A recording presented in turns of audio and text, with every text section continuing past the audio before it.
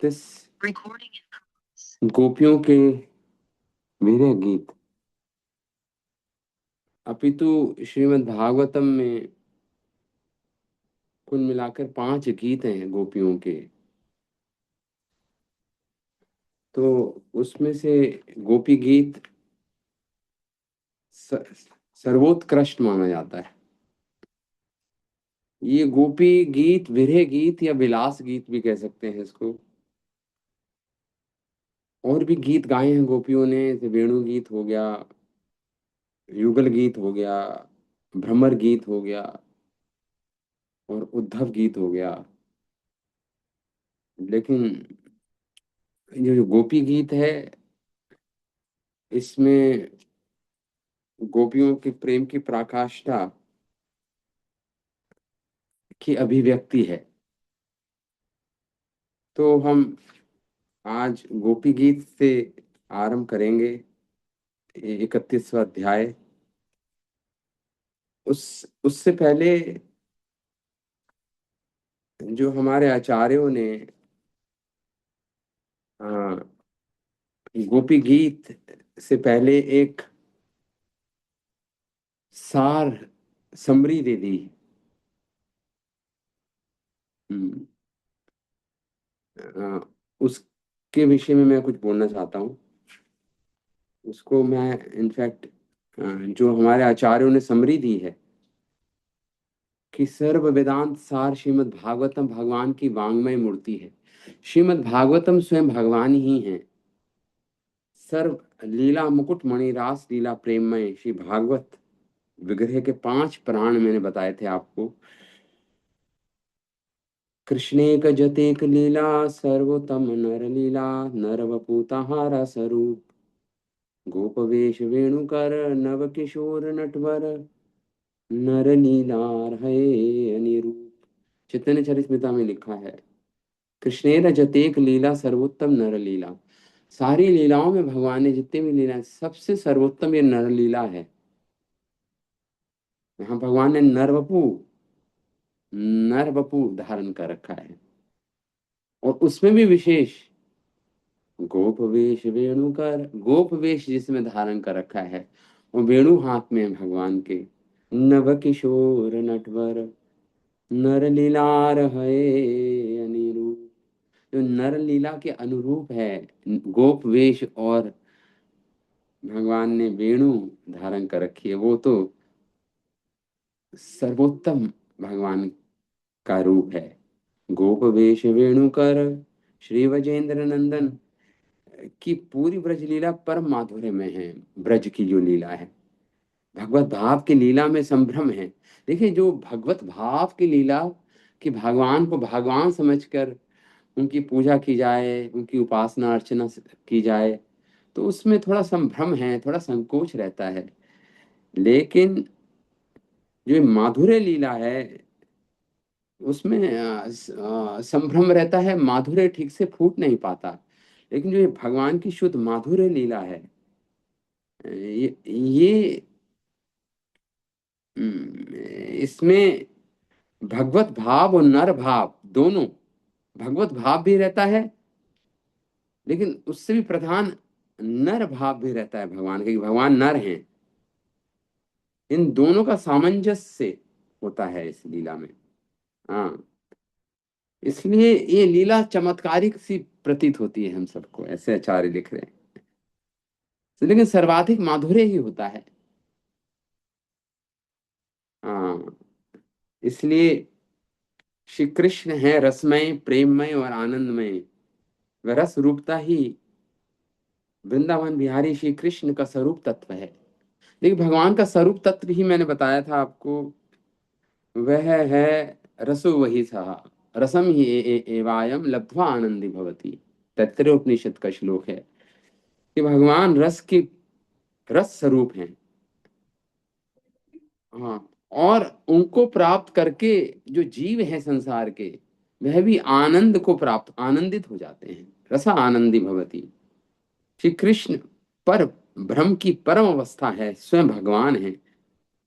और भगवान 3 रूप में प्रकट होते हैं। भगवान परम भगवान ब्रह्म रूप, निराकार ब्रह्म रूप, परमात्मा रूप जो हृदय में वास करते हैं, और एक भगवान जो, तीनों ही त्रिविध भगवान के प्रकाश हैं, ये भगवान के ही प्रकाश हैं। श्री कृष्ण तो रस स्वरूप हैं। ऋग्वेद में भी लिखा हुआ है, भूरी श्रृंग विशिष्ट गोगण अधिष्ठित प्रमोद जनक, गोलोकाधीश्वर बताया गया है भगवान श्री कृष्ण को। ऋग्वेद का ये श्लोक है। रस भूरी श्रृंग विशिष्ट गोपगण, भूरी श्रृंग विशिष्ट। श्री कृष्ण रस रूप है, आनंद चिन्मय रस प्रतिभावी है, नित्य सिद्धा गोपालाएं उनकी हलादिनी शक्ति की प्रज्वल मूर्ति, प्रज्वल प्रकट मूर्तियां हैं। भगवान की बताया, ये गोप गोप कन्याएं, ये गोप बालाएं भगवान की हलादिनी शक्ति की क्या है, प्रकट मूर्ति हैं। तो कुछ गोप कन्या तो साधना सिद्ध हैं, कुछ कृपा सिद्ध हैं। जो षट गोपियां जो व्रज विलासिनी हैं, उज्जवल नील चिंतामणि गोप रमणियों की उनका माधुर्य, उनका सौंदर्य, उनका सौरभ्य, उनका सुकुमार, उनकी रस वैदग्धी मतलब परफेक्शन इन रसा के आस्वादन के लिए, उनके मधुर प्रेम रस पर मुक्त साक्षात श्रृंगार रस मूर्ति नायक शिरोमणि श्री कृष्ण ने अपनी अघटन घटन पटियसी योग माया द्वारा, घटन अघटन पटियसी मतलब वो योग माया जो असंभव को संभव कर देती है, संभव को संभव कर देती है। घटन अघटन पटियसी योग माया के द्वारा भगवान की ये रासलीला प्रकट हुई है, जिसके बारे में हमने चर्चा की। अपनी हलादिनी शक्ति प्रेयसियों को, इसका उद्देश्य क्या था इस रासलीला का?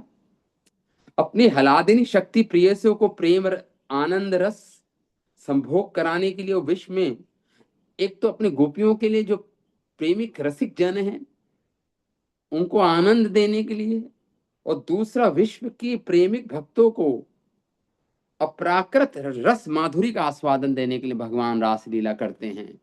अप्राकृत रस माधुरी का आस्वादन देते हैं उनको।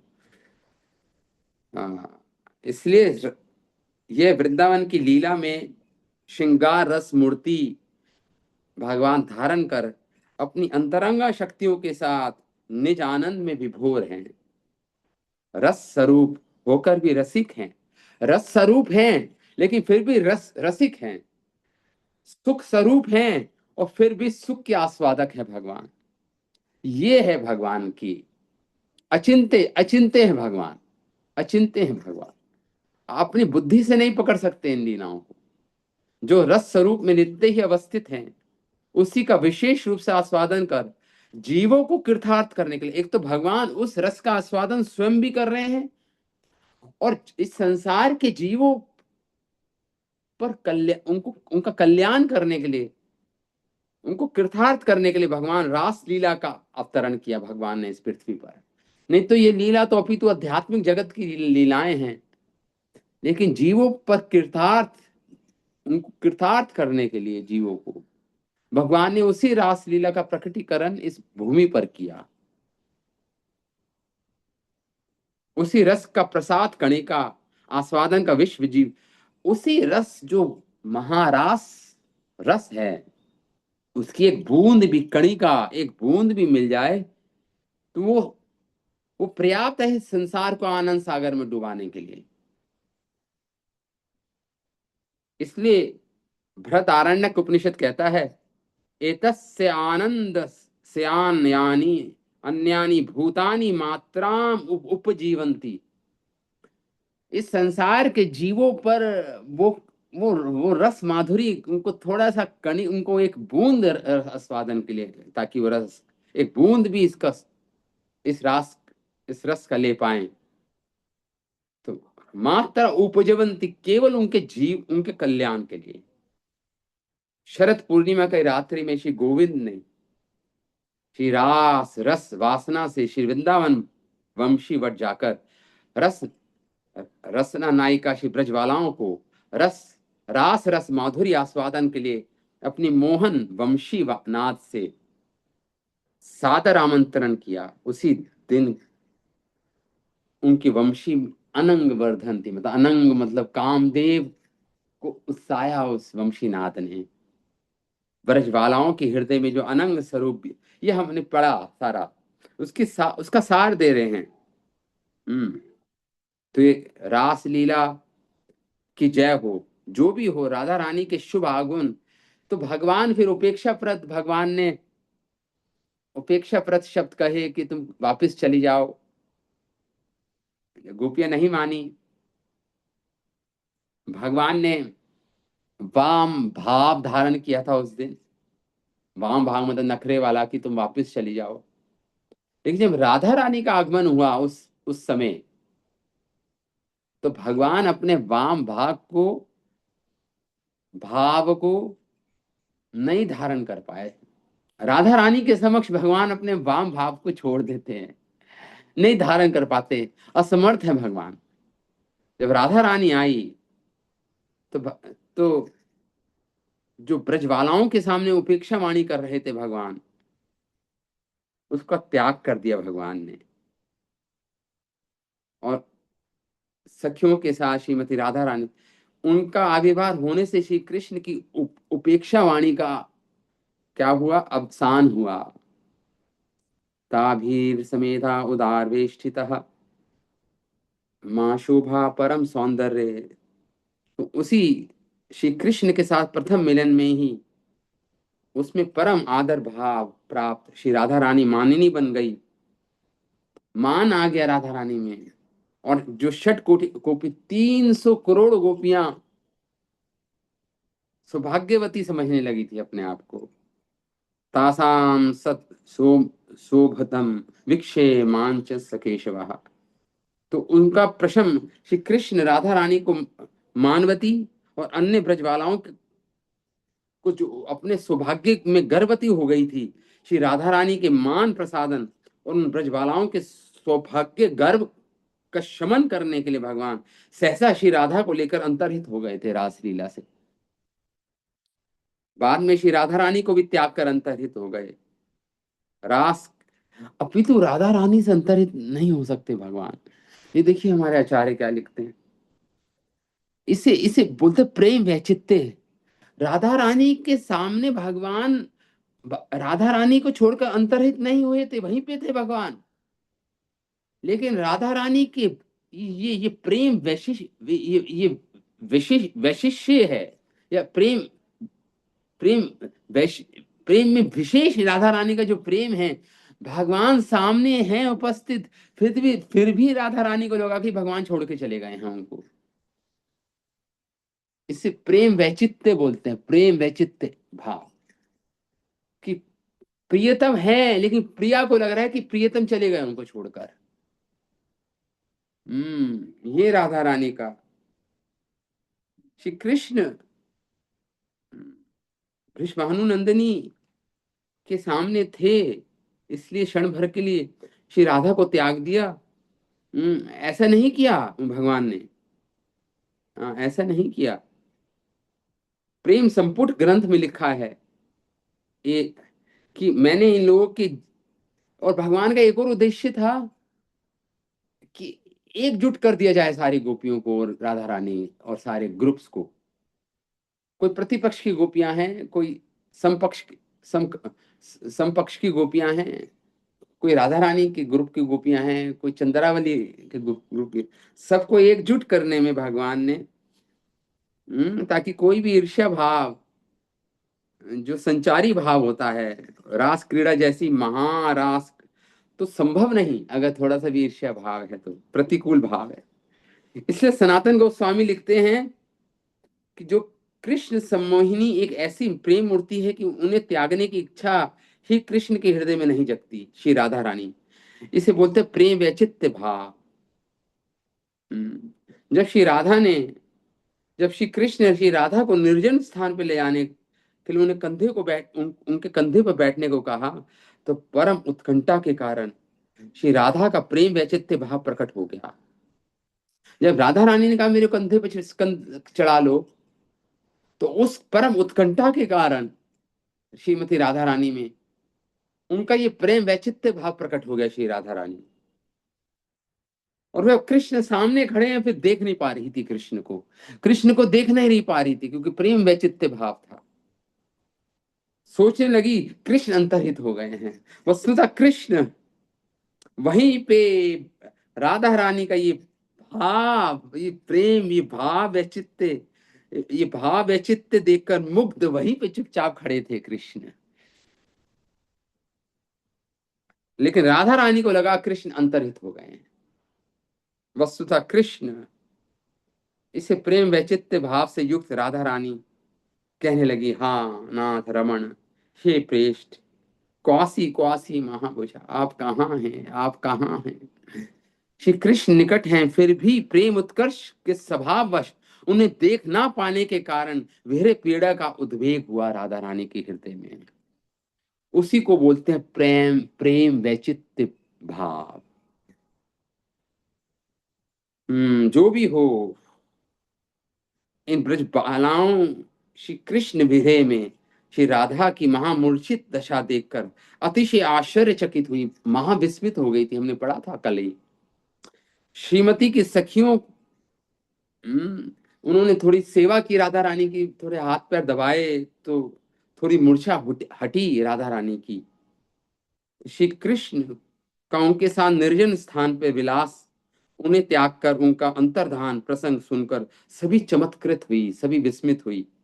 उनके प्रति गोपियों में, यहाँ तक कि विपक्षी चंद्रावली में भी राधा रानी के प्रति श्रद्धा का भाव उदित हुआ। षटकोटि ब्रजबालाओं में वही शिरोरत्न, ये बात सभी को समझ आ गई कि ये ब्रजबानुनंदिनी ही शिरोरत्न है सारी ब्रजबालाओं में। अब वह सब उन्हें लेकर कृष्ण को खोजने लगी। वन वन खोजते खोजते स्थान पर पहुंची जहां चंद्रमा का प्रकाश भी प्रवेश नहीं कर पा रहा था। हाँ, श्री कृष्ण के पद चिन्ह देंगे, उनको ऐसा गहरा वन, गहन वन में प्रविष्ट समझकर चली गई। यमुना पुलिन पर आकर श्री कृष्ण से प्रथम मिलन हुआ था। जहां प्रथम मिलन हुआ था, उसी यमुना पुलिन पे आई हैं गोपियां। वहां आकर यमुना के पीछे वृंदावन की ओर मुंह कर सब प्रगाढ़ आरती से, दुख से भरकर श्री कृष्ण का गुणगान करने लगी और पुकारने लगी श्री कृष्ण को। तो श्री कृष्ण में निविष्ट उनका चित्त था। कृष्ण कथा आलापन में रत थी, आलाप कर रही थी कृष्ण कथा का। कृष्ण अन्वेषण, खोज कर रही थी, कृष्ण तत्पर थी, तन्मय थी कृष्ण में।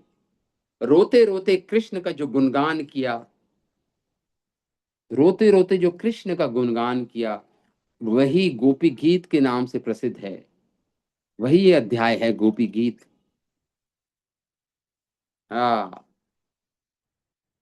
तो गोपी गीत प्रेमिक और रसिक भक्त मात्र के लिए परम आस्वाद्य है। ये श्री कृष्ण के निष्काम भक्तों में ब्रजबालाएं ही श्रेष्ठ हैं। और वेद आदि शास्त्र एवं भक्ति तत्व विषयक शिक्षा उपदेशक प्रदाता धर्माचार्य सभी का ये मत है। हमारे महान महान आचार्यों का यही मत है।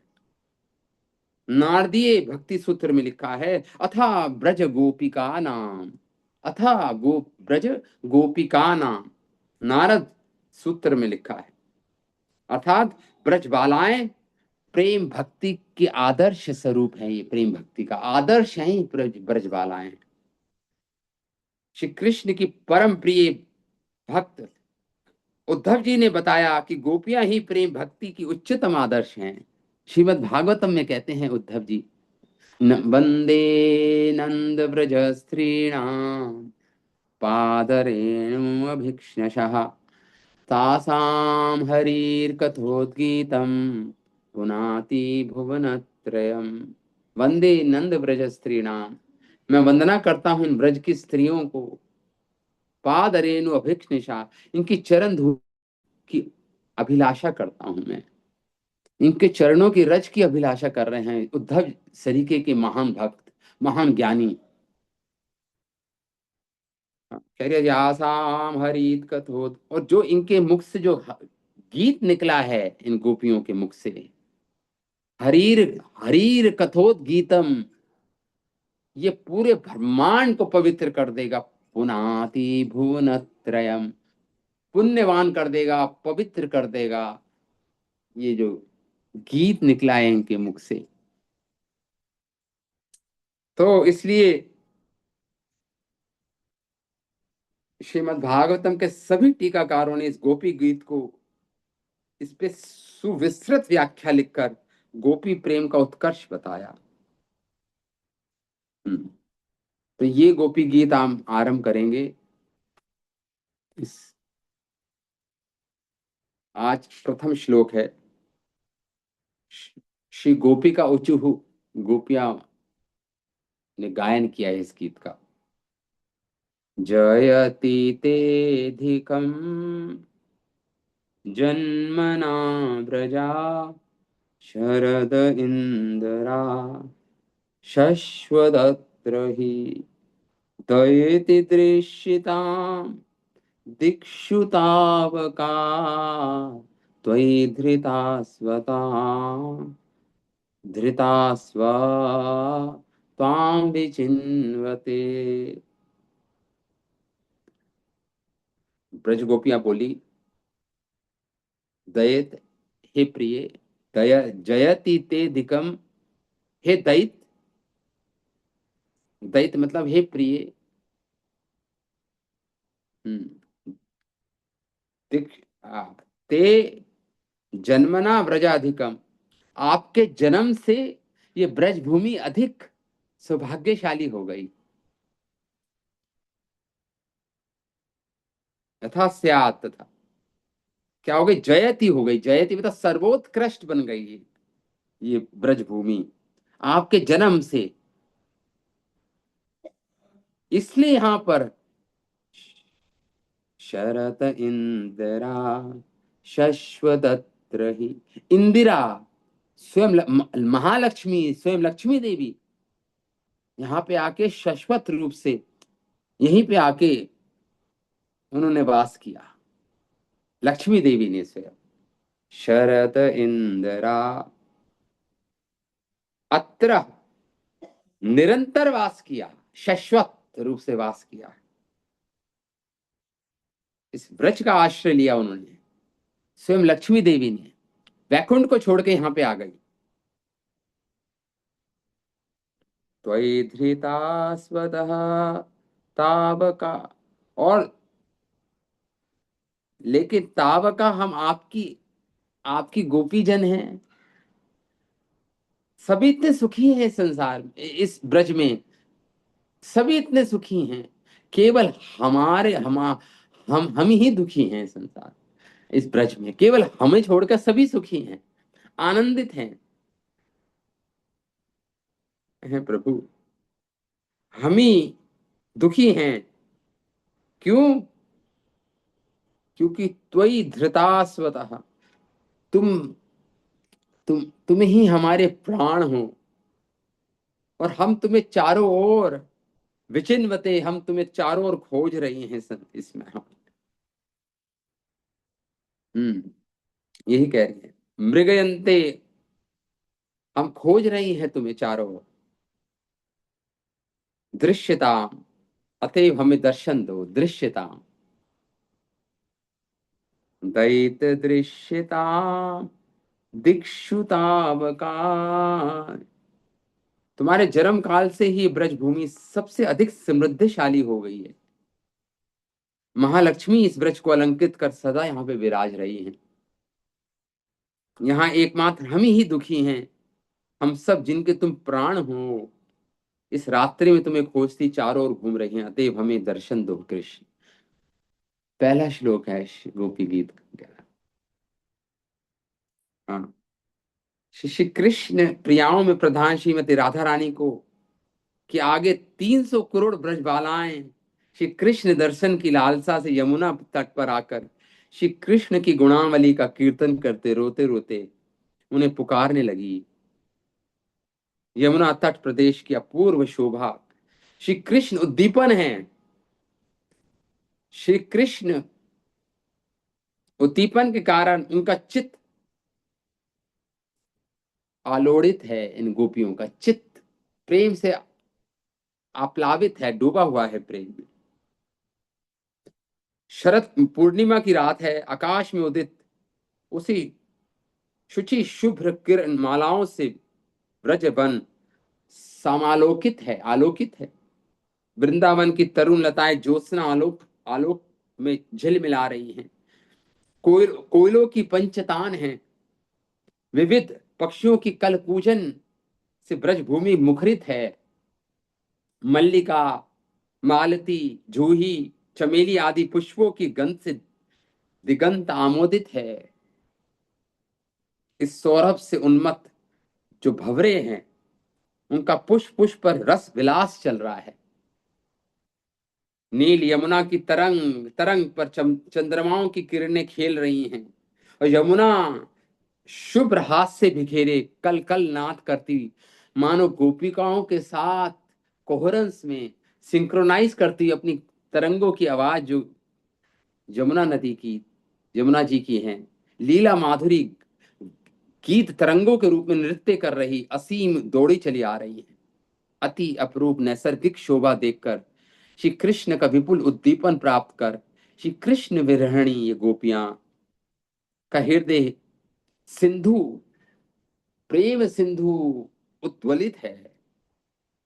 श्री कृष्ण के दर्शन के लिए अधीन होकर कृष्ण गुणगान करते विलाप करने लगी गोपियां। गोपियों ने श्री कृष्ण विरह में रोदन और विलाप किया। इसको बोलते हैं गोपी गीत। गीत का संगीत आनंदजनक होता है, दुखमय नहीं होता, रुदन नहीं होता। गीत उसे बोलते हैं। इसलिए इस गोपी गीत, इसे गोपी गीत ना कहकर इसको गोप विलास कहना ही ठीक है। गोपी विलास। संसार में आत्मीय स्वजनों को वियोग जनित विलाप दुख में होता है।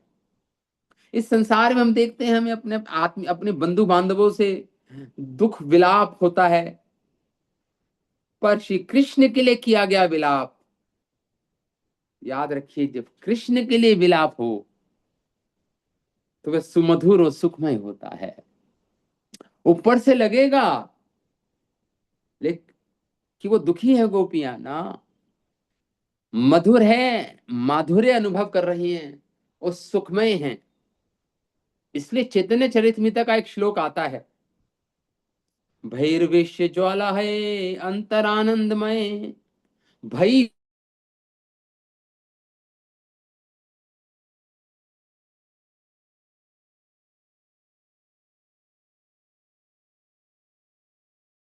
का अद्भुत चरित्र है। भैर ज्वाला अंतर आनंदे, यही प्रेम जार मने तार विक्रम से ही जाने। जिसके हृदय में ये प्रेम विराजता है वही जानता है इसकी प्रकाश, इस प्रेम की, ये अद्भुत प्रेम का चरित्र, कृष्ण प्रेम का। विषामृत एकत्र मिलन, विष और अमृत एक मिल गए हैं, ये है कृष्ण प्रेम। जब विष और अमृत मिल जाए, विष और अमृत मिल जाए, अगर आप हजारों लीटर विष ले लो और एक बूंद अमृत की डाल दो उस विष में, तो वो सारा ही अमृत बन जाता है, विश्व ही अमृत बन जाता है। ऐसे ही ये कृष्ण के प्रति विलाप कर रही हैं, कृष्ण के लिए विलाप कर रही हैं, इसलिए सुखमय और आनंदमय हैं अंदर से। इसलिए तो गोपी गीत का वर्णन करने से पहले हमारे आचार्य कह रहे हैं, कृष्ण एक गम्यो वागार्थो यासाम लेखितुम इष्यते, ज्ञात्वा अपराधम देवस्त भक्तिम तुवंत तुम्हें निजाम। कह रहे हैं हमारे आचार्य कि जो गोपिकाओं ने जो गीत गाया था, इसका अर्थ तो केवल कृष्ण ही जानते हैं, ये उन्हीं के गम्य हैं। हम नहीं जान सकते इसका वास्तविक अर्थ, इस गोपी गीत का केवल कृष्ण ही जानते हैं, बस केवल। लेकिन फिर भी मैं ये महान अपराध कर रहा हूं इस गोपी गीत के विषय में कुछ कहने के लिए, लिखने के लिए। इसके लिए मुझे भगवान क्षमा करें, मेरे अपराधों पर क्षमा करें। कृष्ण एक गम्यो वागार्थ यासाम लेखितुम इष्यते, ताम एव करुणामय सुकुर सुकुर्वन्ति मद आग्रहम। ये मेरा जो आग्रह है, आग्रह मतलब मेरी जो इच्छा है, जो मैं प्रयास कर रहा हूं गोपी गीत के विषय में कुछ बोलने का, सनातन गोस्वामी लिखते हैं, जो मेरा आग्रह है, ये इसलिए मैं इन गोपियों की कृपा चाहता हूं। इन गोपियों की कृपा से ही मैं कुछ लिख लिख पाऊंगा इस गोपी गीत के विषय में। इसलिए वो याचना कर रहे हैं, इन गोपियों की याचना कर रहे हैं कि उनकी करुणा उनको मिल जाए, तो मैं कुछ लिख पाने में समर्थ हो पाऊं। इसलिए तो गोपियों हरे ने बोल कृष्ण। रहे हैं, गोपियां इस श्लोक में। हरे कृष्ण प्रभु। हाँ, हरे कृष्णा। प्रभु उनको हर जगह हम सुनते हैं दुख में सुख है, मतलब गोपियों को वो कैसे, मतलब वो दुखी तो है ही है उनके नहीं नहीं, प्रीतम। दुख है, लेकिन वो क्योंकि कृष्ण के प्रति है ना। और वो, और कृष्ण तो आनंदमय है केवल। देखिए, ये संसार का सुख दुख से परे है, ये सुख दुख। ये संसार का जो सुख दुख हमें जो अनुभव है, हाँ, ये देखो अचिंत्य है, इसके बारे में हम नहीं समझ सकते, क्योंकि हमने कभी अनुभव नहीं किया ना इसको। जब आप कभी भगवान, कभी कभी नाम में इतना रस आता है कि कभी कभी आंखों से अश्रु निकलते हैं। वो आंखों से जो अश्रु निकलते हैं ना, वो बहुत आनंद देने वाले होते हैं। वो दुख देने वाले नहीं होते वो अश्रु। कभी कभी उसमें बिछो तो नहीं होता ना प्रभु, उसमें तो हमारा तो आ, वो अवस्था नहीं है बिच्छू की। वो उसमें तो बिच्छू मिलन की, की वो आनंद मिलता है उसमें, तो इसलिए आनंद के आंसू होते हैं। हाँ, तो वो इसलिए इस संसार के सुख दुख से परे है वो अवस्था, है ना। तो वो जो आनंद भी जो आप बात कर रहे हो, ऐसे ही भगवान जो गोपियों के प्रति जो विलाप कर रही हैं गोपियां, ये संसार का सुख दुख से परे की अवस्था है। इसमें मैंने बताया था, प्रेम एक नदी के समान है। इसके दो दो छोर हैं, दो किनारे हैं उस प्रेम की। एक तो विप्रलंभाव, एक संभोग। एक तो मिलन, एक विरह। दोनों ही तट है उसी नदी के। ये प्रेम की नदी है। तो यहां पर विरह में भी, विरह में बल्कि ज्यादा आनंद है। अगर आप, मिलन से भी अधिक आनंद है विरह में। तो इसलिए, क्योंकि जब, इसलिए ये अचिंत्य है, इसको आप अपनी बुद्धि से नहीं पकड़ पाओगे। अपनी बुद्धि से तर्का अप्रतिष्ठनाथ, तर्क बुद्धि से इसकी प्रतिष्ठा नहीं कर सकते आप। इस प्रेम को नहीं समझ सकते। ये प्रेम अचिंत्य है। अब आपको मैं तर्क से, आपका जो प्रेम है अपने पत्नी अपनी बच्चों से, आप तर्क से कैसे स्थापित करोगे उसको? कैसे स्थापित करोगे? तर्क बुद्धि से कैसे स्थापित करोगे? वो स्वाभाविक है वो। ऐसे ही गोपियों का ये प्रेम है। इसलिए दैत करके पुकार रही है भगवान को। दैत मतलब, दैत कह रही है कि दैत दृश्यताम, कृष्ण की करुणा को उकसाने के लिए, उसको उत्पन्न, उनकी अनुकंपा को उत्पन्न करने के लिए दैत कह दैन्य से भरकर कह रही हैं, हम दुखिया हैं, तुम्हारी अनुकंपा के योग्य हैं। इसलिए दैत करके पुकार रही हैं भगवान को। तुमने ही हमारा चित्त का हरण किया है। इसलिए ब्रज गोपिया बोली, हे प्रिय, तुम्हारे जन्म से ही ये जो ब्रज भूमि है, ये सर्वोत्कृष्ट हो गई है। यहाँ पे ना तो किसी प्रकार का दुख है, ना शोक है। सभी बड़े सुखी हैं। तुम्हारे जन्म से पूर्व ब्रजधाम इतना समृद्धि संपन्न नहीं था। आज वह वैकुंठ से भी अधिक उत्कर्ष युक्त विराजमान है ये ब्रजधाम।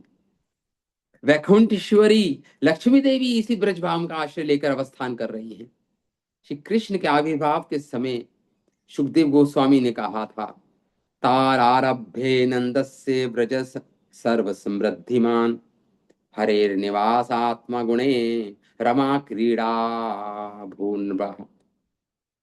जब से भगवान का जन्म हुआ, ये ब्रज भूमि लक्ष्मी देवी की की क्रीड़ा भूमि बन गई, खेलने की भूमि बन गई। रमा की विहार स्थली बन गई, रमा देवी की, लक्ष्मी देवी की विहार स्थली बन गई ये ब्रज की भूमि।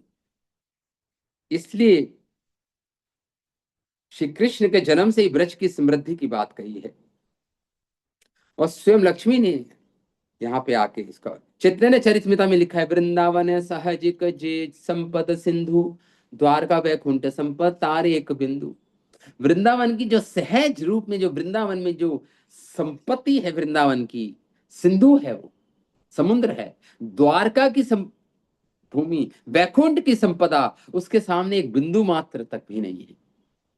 परम पुरुषोत्तम स्वयं भगवान कृष्ण, जहां धनी तहां वृंदावन धाम। चिंतामणि मय भूमि रत्नेरा भवन, चिंतामणि गणदासी चरण भूषण। कल्प वृक्ष लता जहां साहजिक वन, पुष्प फल बिना के हो न मागे अन्य धन। अनंत कामधेनु जहां चरे वने वने, दुग्ध मात्र तेन के हो ना माने अन्य धने। सहज लोकेरा कथा जहां दिव्य गीत, सहज गमन करे नृत्य प्रतीत। सर्वत्र जल जहां अमृत समान, चिदानंद ज्योति स्वाद्य जहां मूर्तिमान। लक्ष्मी जिन गुण जहां लक्ष्मी र समाज, कृष्ण वंशी करे तहां प्रिय सखी काज। ये चैतन्य चरितमिता का श्लोक है, मध्य लीला का। इसलिए इसलिए इंदिरा से ब्रज, इंदिरा देवी ने ब्रज धाम का आश्रय लिया। इसलिए इस ब्रज भूमि की महिमा अलग ही है। वैकुंठ सम समृद्धि पूर्ण, शिला विश्वनाथ चक्रवर्ती ठाकुर लिखते हैं कि श्री लक्ष्मी देवी ने यहाँ पे आश्रय लेने का अर्थ है, एक तो आश्रय लिया, क्यों लिया? भगवान की सेवा के लिए आश्रय लिया। वैकुंठेश्वरी महालक्ष्मी ब्रज की निरंतर सेवा कर रही हैं, वे वैकुंठ में सेव्य हैं।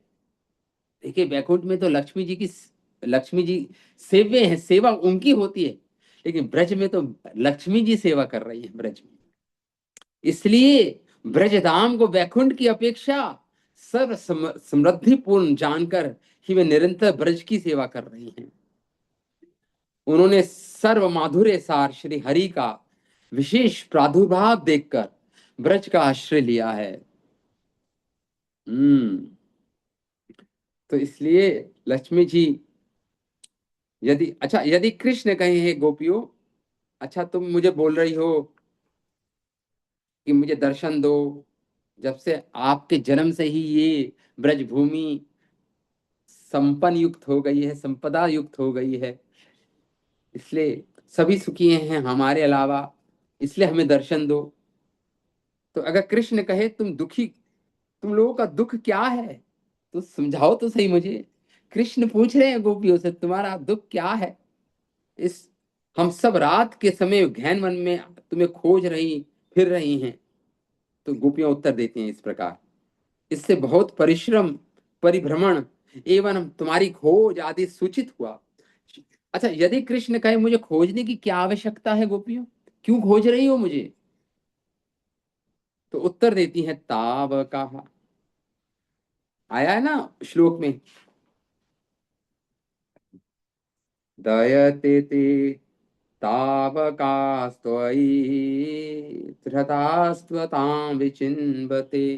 तावका, क्योंकि हम आपकी हैं, इसलिए हम आपको खोज रही हैं। तावका, हम आपकी हैं कृष्ण,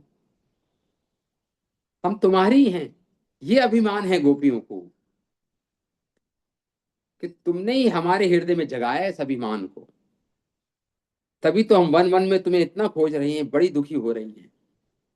तो तुम तो सर्वानंद निकेतन हो, तुम्हारे चरणों में तन मन प्राण समर्पित करके भी हमें इतना दुख भोगना पड़ रहा है कृष्ण। ये हमारा दुर्भाग्य नहीं तो क्या है? और ये तुम्हारे लिए भी लज्जाजनक है। तुम्हारे लिए, तुम्हें भी लज्जा आनी चाहिए कि हम इतने दुखी हैं, तुम्हारे समर्पित करके तुम्हें इतनी दुखी हैं। हम्म, मानो कृष्ण कह रहे हो तो तुम लोग मुझे दैत कह रही हो, मानो कृष्ण कहें, तुम मुझे दैत कह के पुकारे। दैत, दैत के भिड़े में तो दैता का प्राण धारण संभव नहीं। कि हे प्रियतम, हे प्रिय, दैत मतलब प्रिय, तो तुम मुझे दैत कह के पुकार रही हो। अरे दैत के भिड़े में तो जो प्रिया है वो अपने प्राण नहीं रख सकती अपने शरीर में, तो तुम लोगों ने अभी तक कैसे प्राणों को धारण कर रखा है इस शरीरों में, मेरे बिना, मेरे भिड़े में। तुम्हारे प्राण कैसे हैं शरीर में अभी तक, निकल क्यों नहीं गए तुम्हारे प्राण?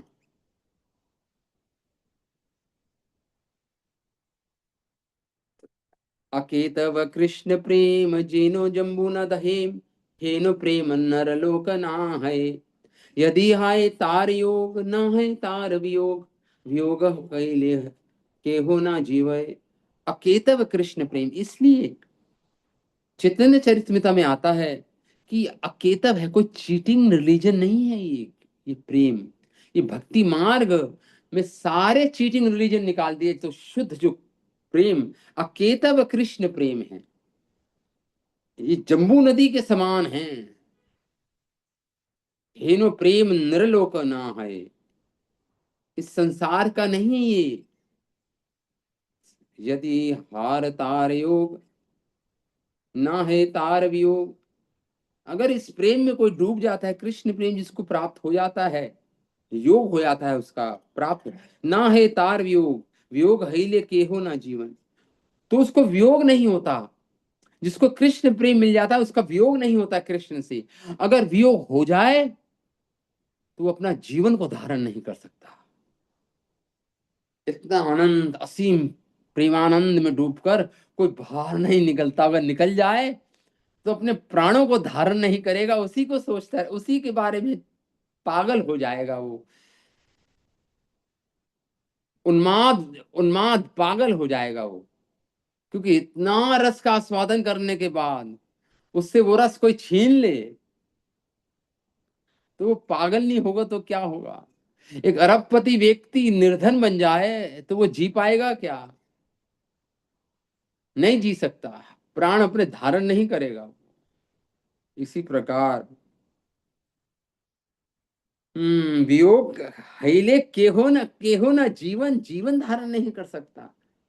फिर तुम लोग प्राण धारण किस लिए किए हो, कृष्ण पूछ रहे हैं गोपियों से। तो गोपियों उत्तर दिए, इस श्लोक में उत्तर दिए, त्वयि धृता सवा त्वां विचिन्वते। गोपियां कहती हैं, हे प्रभु, हे प्रभु, गोपियां कहती हैं ये सत्य है कि हम लोग तुम्हारे लिए मर नहीं सकती, ये सत्य है, मरी नहीं, तुम्हारी प्राप्ति की आशा से बची हुई हैं प्रभु, कि कभी तो तुम्हारी प्राप्ति होगी। अथवा हमारे प्राण इंद्रिय तुम्हें समर्पित है कृष्ण, लाखों बार तपाए सोने की तरह निर्मल और विशुद्ध। कृष्ण सुख भावनामय, आत्मेंद्रिय सुख वासना शून्य है गोपियों का प्रेम। केवल कि कृष्ण के सुख के लिए वो जीवित हैं केवल।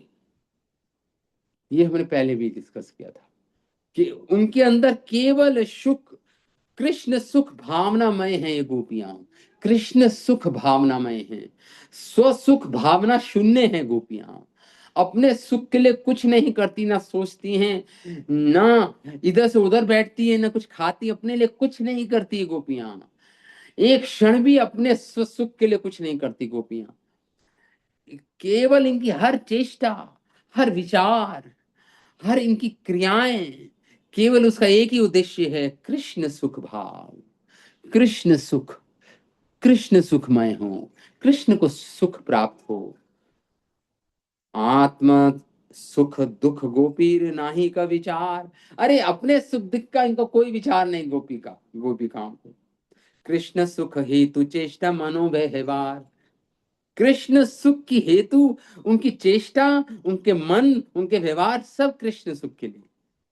कृष्ण बिना आर सब करी परित्याग, कृष्ण सुख हेतु करे शुद्ध अनुराग। कृष्ण के बिना सबको परित्याग कर देती हैं अपना सब कुछ, और कृष्ण सुख के लिए किसी वस्तु में, किसी बंधु बांधव में अनुराग है तो केवल एक ही उद्देश्य, कृष्ण सुख। तबे जे देखिए गोपीर निज देह प्रीत, सदेहो तो कृष्णेर लागी जानी हो निश्चित। तो अगर आप देखें कि गोपियां श्रृंगार कर रही हैं सुंदर, गोपी एक ड्रेस पहन रही हैं, गोपियां वो गोपांगनाएं अपना आप का श्रृंगार कर रही हैं सुंदर सुंदर तरीके से, वो तो जानिए, जान जाइए कि सही तो कृष्णेरा लागी जनी हो निश्चित, वो केवल कृष्ण के सुख के लिए। एई देह कैलु आमी कृष्ण समर्पण, तार धन तार एई संभोग साधन। तो गोपी कहती है ये, हमारे कह रहे हैं चैतन्य चरित्र में महाप्रभु कह रहे हैं, तो जान जाओ गोपियां क्यों श्रृंगार कर रही हैं, क्यों क्यों प्रसाद पा रही हैं, क्यों क्यों नहा रही हैं, क्यों ब्रश कर रही हैं, कि एक ही ध्येय है। यही ध्येय कैलु आमी कृष्णेर समर्पण, क्योंकि ये ध्येय को कृष्ण को समर्पित करना चाहती हैं। तो कृष्ण को तो बेस्ट से बेस्ट चीज समर्पित करोगे ना आप। सुसज्जित सुंदर मनोहर चीज, वस्तु कृष्ण को समर्पित की जाती है। तो ये कृष्ण को तार धन तार ए संभोग साधन, वो जानती है कि ये जो गोपियों का देह है ये कृष्ण का संभोग का साधन है, ये कृष्ण का मिलन का साधन है, ये कृष्ण इससे सुख प्राप्त करेंगे, इस देह इससे, ये कृष्ण का ही धन है, ये हमारा धन नहीं, कृष्ण का धन है।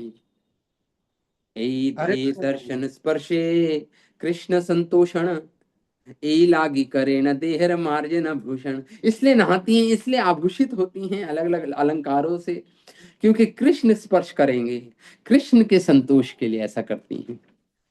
हरे कृष्ण प्रभु। हाँ, समय हो गया। क्षमा कीजिएगा। जी प्रभु जी।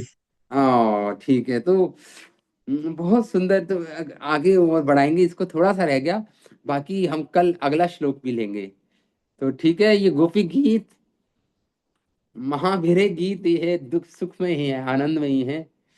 तो इसलिए सब ध्यान से सुने इसको और इसका रस आस्वादन करें इस गोपी गीत का।